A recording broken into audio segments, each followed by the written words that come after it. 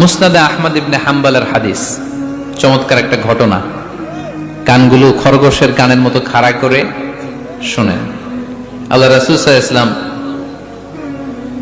কোন একটা মজলিসে একজন আনসারী সাহাবীর ব্যাপারে ঘোষণা দিল, বলল, এখন যে সাহাবী এসে বসবে সে সাহাবী জান্নাতি। আনসারী সাহাবী এসে বসলো, সবাই তো অবাক, আমাদের কারো ব্যাপারে বিশ্বনবী এই কথা বলল না, এই আনসারী সাহাবী জান্নাতি।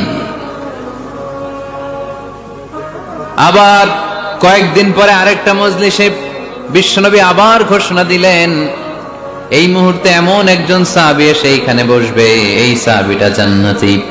সবাই খেয়াল করে দেখলো, আগের মজলিসে যেই লোকটাকে বিশ্বনবী জান্নাতি বলে ঘোষণা দিয়েছে, আজকেও ওই সাহাবী এসে ওই জায়গায় বসেছে।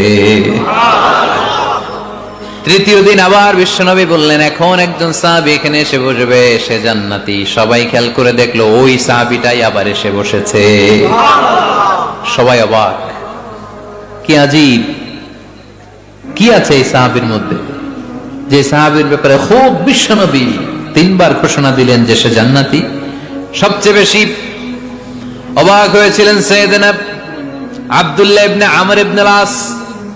মনে মনে ভাবলেন, এটা তো চারটেখানে কোনো কথা না, বিশ্বনবীর অ্যানাউন্সমেন্ট। দুনিয়ার বুকে বিশ্বনবী তিনবার এই আনসারী সাহাবীকে জান্নাতি বলে ঘোষণা দিয়েছে, নিশ্চয়ই এই সাহাবীর এমন বিশেষ কোন আমল আছে, এমন বিশেষত্ব আছে যেটা আমাদের মধ্যে নাই। যেমন করেই হোক এই সাহাবীর ভেতরের সব খবর আমার জানতে হবে। সাইয়েদনা আব্দুল্লাহ ইবনে আমর ইবনে আস একবার পরিকল্পনা করে ওই সাহাবীর বাড়িতে চলে গেলেন, যে বললেন, ভাই, আমার আব্বার সাথে কয়েকদিন ধরে ঝগড়া, আমার ঘরে থাকতে মন চাচ্ছে না, তোমার বাসায় মেহমান হয়ে এসেছি, যদি তুমি অনুমতি দাও তোমার বাড়িতে 3 দিন মেহমান হয়ে আমি থাকতে চাই। কয়দিন? শুনতেছেন? বুঝতেছেন? কষ্ট হচ্ছে না তো? ওই আনসারী সাহাবী বলে, আহলান ওয়া সাহলান, খোশ আমদেদ, এ আমার সৌভাগ্য, আমার মেহমান হয়ে আপনি থাকবেন, আসেন আমার ঘরে থাকেন, এই ঘরে আমি থাকি, আর এই ঘরটা মেহমান হিসেবে আপনারে দিয়ে দিলাম, থাকেন। এবার আব্দুল্লাহ ইবনে আমর ইবনে আস খুব ভালোভাবে ফলো করতে লাগলেন, কখন এই আনসারী সাহাবী কি করে। 1 দিন, 2 দিন, 3 দিন পর্যন্ত ফলো করার পরে সাইয়েদনা আব্দুল্লাহ ইবনে আমর ইবনে আস এমন কোন বিশেষ আমল এই সাহাবীর মধ্যে খুঁজে পায় নাই। 3 দিন গভীরভাবে পর্যবেক্ষণ, অবজারভেশনের পরে বিশেষ কোনো আমল ওনার চোখে পড়ে নাই। এবার 3 দিন পরে তো চলে যাবার পালা, ঠিক কিনা?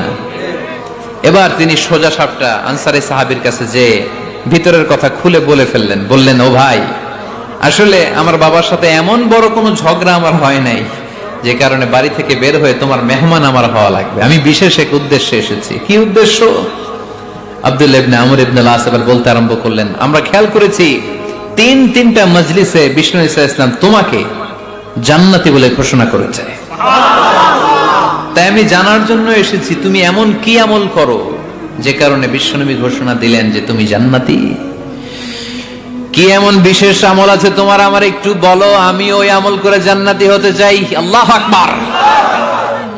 এবার আনসারী সাহাবী মুখ খুললেন, উনি বললেন, ও ভাই আব্দুল্লাহ ইবনে আমর ইবনে আস, এমন কোন বিশেষ আমল আমার নাই, হালাল পন্থায় রুজি করি, ব্যবসা করি, নামাজের সময় নামাজ পড়ি, রাতে এসে ঘুমিয়ে যাই, ফজরের আগ দিয়ে উঠে তাহাজ্জুদ করি, সময় মতো জিকির আজকার করি, কোরআন তেলাওয়াত করি, কিছু দান সদকা করি, সবাই যা করে আমিও তাই করি, স্পেশাল কোনো আমল আমার জীবনে নাই। তবে আব্দুল্লাহ ইবনে আমর ইবনে আস, শুনে রাখো, একটা কাজ আমি প্রতি রাতে করি, হয়তোবা এই কারণেও বিশ্বনবী আমার ব্যাপারে এমন ঘোষণা দিতে পারে। আব্দুল্লাহ বললেন, ও আনসারী সাহাবী, কি কাজ তুমি করো? এবার আনসারী সাহাবী বলতে লাগলেন, প্রতি রাতে যখন আমি আমার বিছানায় ঘুমোতে যাই, আমি কারো ব্যাপারে কোনো রাগ, কোনো হিংসা, কোনো ক্ষোভ অন্তর নিয়ে ঘুমাতে যাই না। ওই দিন যার সাথে যা হয়েছে সবাই রে মাফ করে দিয়ে মিটমাট করে একটা প্রশান্ত অন্তর নিয়ে আমি বিছানায় ঘুমাতে যাই। ওই দিনে কেউ আমার গালি দিছে, কেউ আমার বকা দিছে, কেউ আমার বিরুদ্ধে মিছিল করছে, উল্টা পাল্টা যে যাই করুক না কেন, আমি কিচ্ছু মনে রাখি না।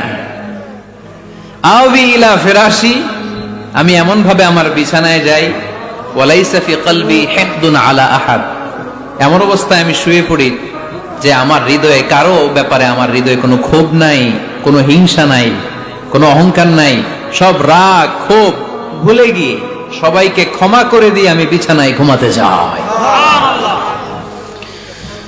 এজন্যই বিশ্বনবী এই সাহাবীকে তিনটা মজলিসের ভরা মজলিসের মধ্যে জান্নাতি বলে ঘোষণা করেছে। এই হাদিস থেকে শিক্ষা হলো, আমরাও যদি প্রতি রাতে বিছানায় ঘুমোতে যাওয়ার আগে সবাইরে মাফ করে দিয়ে মনের যত ক্ষোভ জ্বালা যন্ত্রণা আছে সব ভুলে যে বিছানায় ঘুমাতে পারি, এই সাহাবীর মতো আমাদেরকেও জান্নাতি হিসেবে কবুল করবে কে? পারবেন আজকে থেকে? বিছানায় যাওয়ার আগে কি করবেন? আজকে সবাইরে মাফ করে দিব। যে আমার উপর জুলুম করছে ওই বিচার আল্লাহ করবে। কে কি বললো ওটা দেখার দরকার নাই। কারো ব্যাপারে কোনো ক্ষোভ, কোনো তিক্ত অভিজ্ঞতা, জ্বালা যন্ত্রণা অন্তরে রাখবেন? রাখলে লাভ না লস? এটা আরো জ্বালা দিবে আমারে, এটা আরো ভেতর থেকে কষ্ট দিবে। It will burn me inside, ভেতরে জ্বালিয়ে পুড়িয়ে শেষ করে দিবে।